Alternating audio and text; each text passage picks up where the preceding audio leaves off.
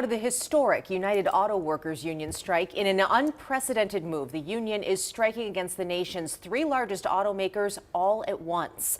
Right now, they're starting by targeting a few plants at a time. Jennifer Hoff spoke with one auto worker today about the union's strategy. Jennifer? In all, about 1,300 workers walked off the job at 3 specific plants. The union president says that's really strategic, right? It saves the union some money while also forcing assembly lines to shut down faster. But 97% of its members voted to strike, and that's what they say they're ready to do. For the first time, United Auto Workers went on strike against the Big Three at the same time. One from each in Missouri, Michigan, and Ohio. A targeted approach that reduces strike payouts to members while affecting more suppliers more quickly. Like Twin City Die Castings in Minneapolis that produces 100,000 parts for General Motors every year and risks closing depending on the length of the strike. Is what the UAW asking for from the Big Three too much?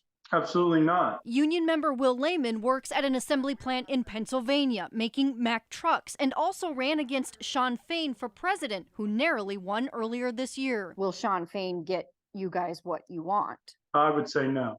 The policies he has are fundamentally flawed. If every worker in that plant chose to walk off, that's the will of the membership, and that needs to be supported by the UAW. Lehman says 97% of the auto workers voted to strike, many of whom he says supports the union's demands, including more than a 30% pay raise and 32-hour work weeks in an industry he says is dangerous and facing cuts. They say this other job has been eliminated, but really that worker's been forced to absorb additional work. And it's gotten more physical over the years as well, and a very high incident rate and injury rate in auto. It's unclear how long this strike might last.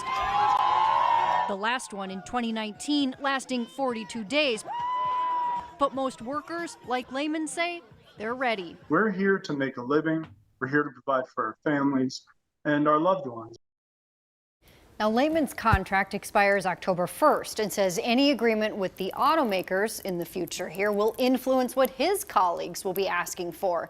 Exactly what just helped UPS workers, for example, win their unprecedented contract at a time when the labor movement really continues, Chris, just to keep rising. Thank you, Jennifer. Appreciate it.